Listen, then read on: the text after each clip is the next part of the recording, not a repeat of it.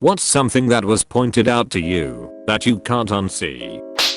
I studied film for a while and we did a module on documentaries. This was where I learned that when you are watching an interview and the camera cuts between the person being interviewed and the interviewer, that is not filmed as one sequence. The interview is filmed, and then later, when they have left, the interviewer will just have to sit in a room making reaction faces into the camera. They edit this all together later. Now anytime I see this, I just picture someone in a room making concerned faces at a camera, and I laugh at how much of it they must have felt.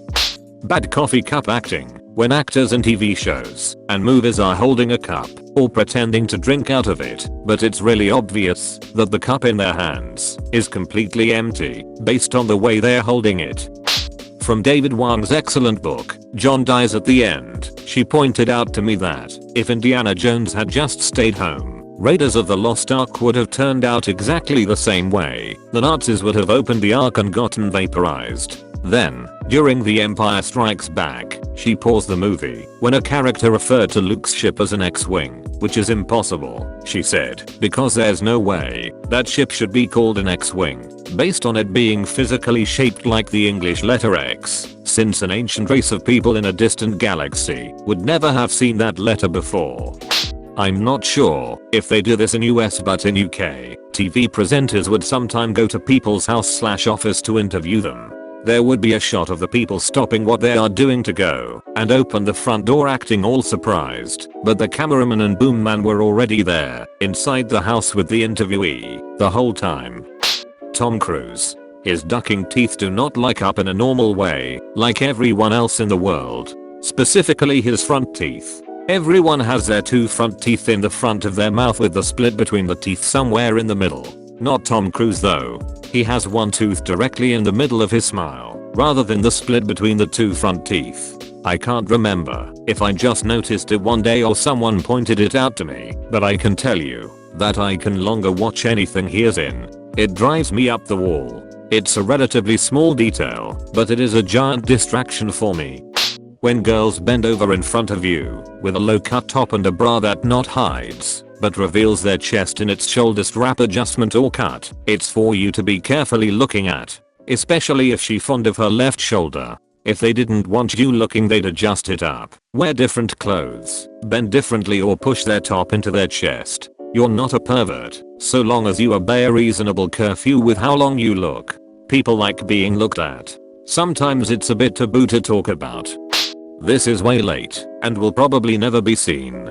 For that matter, it may have been posted before, but I'm on mobile and too lazy to sort through every comment to see. But in one of the DirecTV commercial with Peyton Manning, Peyton on Sunday morning, he is sitting on the couch in his robe, calls his brother Ellie, and invites him over to watch football. Ellie declines, reminding Peyton that Ellie, has to play. Scene switches back to Peyton, who has a data book sitting next to him, to his left. He's holding the phone in his right hand and licks one of the fingers on his left hand, as if he's about to turn a page. He then immediately switches the phone to his left hand, that he just licked, and reaches over with his right hand to turn a page in the data book, and write in Ella's name. Why the hell did he bother licking his finger? Eating food. So many actors and actresses have a full plate of food in front of them, but spear a single green bean with a fork and let it dangle there as they talk and listen through the whole scene.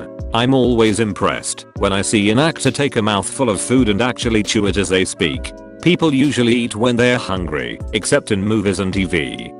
Some Germans at the time of his rise to power believed Hitler was a great guy. He had a plan to save Germany, and he just needed more time to complete his plan. The Jews were an evil that needed to be eradicated. Again, not all Germans felt this, but enough did, that he was able to rise to power, and he was charismatic enough to win over the people's hearts and minds, to seize power for himself. My favorite thing to do, before putting a guest to bed in my spare bedroom, is to turn on the guest room television for them, and then point out the single pixel that's out. It's something I'll never be able to unsee, and I simply want all my guests to share that pain. Filmmakers will pick 2 or 3 main colors to highlight throughout the film through setting, lighting, costuming, and props. Sometimes each main character will get a color and they will always be wearing or holding something of that color, or the colors will point to specific moods. Scenes that should unsettle you will be a certain color, while scenes that are supposed to make you happy will be another color. Once you notice it, it's hard not to figure out the color in the first few scenes, and then spend the whole movie distracted, thinking yellow shirt, yellow lights, yellow walls, yellow shoes, yellow food. The kids mouthing each other's lines at the beginning of episode 2 of Stranger Things. Bit of an immersion breaker. You can see Emma Watson doing it in the first Harry Potter movie. Apparently she just memorized the whole script to be prepared. Hermione is such an overachiever. On House Hunters, the house with no furniture is the one they pick. It's because you have to already have the house in escrow before you can go on the show. What an interesting piece of information that I can't use anymore now that I've already watched every episode of House Hunters on Netflix. My dad is a realtor and was recently on House Hunters. His buyer wanted to go on the show and she had closed on the house 3 weeks prior to shooting. She was not allowed to move in before going on the show. They viewed 2 other vacant houses, so none of the houses had furniture. They shot the show in 2.5 days and paid the realtor and the home buyer nothing. If you look at the sunglasses of the character Alucard in Helsing, they look really cool that you can't see his eyeballs. But if you think of those little tiny hinges that overlap the glasses as tiny eyeballs, then all of a sudden all you can see is Alucard with goofy googly eyes. The Toyota logo. The logo says Toyota but all bunched up together. As someone who worked for a company that worked with Toyota, Toyota actually means for the symbol to be 3 circles representing the intersection of Toyota the company, the people that buy from Toyota, and the world. I still see a longhorn though. Sets on TV shows. In the 80s my high school best friend's father was head of construction for CBS Studios. His father took us on a tour one day, and my friend warned me before we began that it was going to ruin TV for me in the sense of what the background looked like versus what it actually was. He was right. After the tour, when a scene was outside, I could tell where the ground stopped and the background wall began, painted to look like the outdoors. Painted tress, grass, leaves, all flat on a plywood wall not far behind where the actors stood. Doors weren't 3D with designs carved into them. They were thin plywood with carved relief designs painted on. Nothing was real. The illusion was shattered. I walked down an alley from Hill Street Blues. I met Falcon Crest actress Anna Alicia, who was embarrassed to be meeting us in a fancy silk nightgown, which I thought was odd as a whole nation would soon see her in it. Now movies are all CGI, and that fools me just like anyone else. But if it's a sitcom or an old movie, I'm immediately aware of the thin wooden wall 2 feet behind the actors, painted to look like Central Park.